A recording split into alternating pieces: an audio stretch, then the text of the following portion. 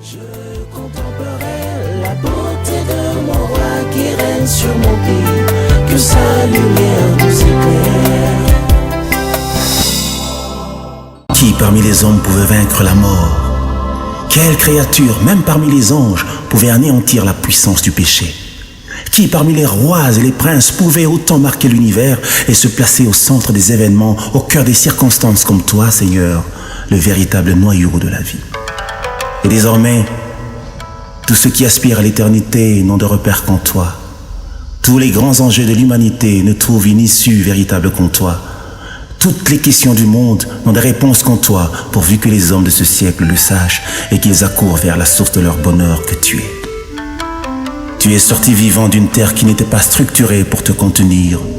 Tu as rencontré la mort dans ses demeures. Tu lui as ravi les clés du séjour de mort et tu as rendu libre toutes les victimes que l'aiguillon de la mort avait frappées. Tu venais de publier le décret qui mettait fin au règne des ténèbres et ouvert pour l'humanité rachetée une ère nouvelle. La puissance de la résurrection t'a ramené vivant de là où tous ceux qui sont nés de femmes sont restés captifs, jusqu'à ce que tu viennes accomplir ce qui était prévu dès les origines. Tu as quitté la terre comme tu y étais entré, c'est-à-dire par la voie d'un prodige. Tu as traversé physiquement les cieux pour regagner la demeure de ta majesté et occuper le trône de ta grandeur, et les cieux célébrèrent ta victoire. Les forces des ténèbres se sont liguées, la vallée de la mort aménagée pour une randonnée funèbre. Cependant, ton veto s'est opposé au dessein cynique de l'enfer, car le dernier mot t'appartient. Le breuvage mortel a répandu ses traits nocifs dans mes entrailles et entamé l'œuvre de la destruction. Mais gloire soit rendue à toi qui contrôle toutes choses.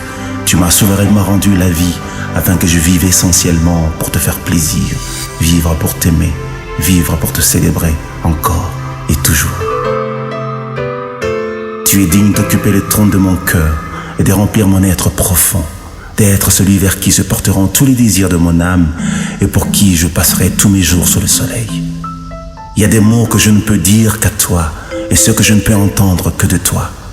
Comment ne pas aimer l'amour qui se fait aimer et qui déploie toutes ses vertus pour demeurer ancré dans les racines d'un cœur planté en toi? Comment ne pas enlacer l'amour incarné, vivant et parfait, qui manifeste toutes ses tendresses dans l'intimité de nos cœurs attachés pour la vie? Comment ne pas se réjouir d'un bonheur si réel, si puissant et si vrai, qui se vit mieux qu'il ne se raconte? L'histoire de notre alliance est pareille à une merveille que tu as inscrite dans les annales de l'éternité et qui ressemble aujourd'hui à une légende. Je suis issu du tronc de l'arbre de vie et planté comme une vigne de l'Éternel pour servir de signe de présage à cette génération et porter des fruits qui seront servis à la table du roi, aux noces de l'agneau, sous les airs de l'adoration.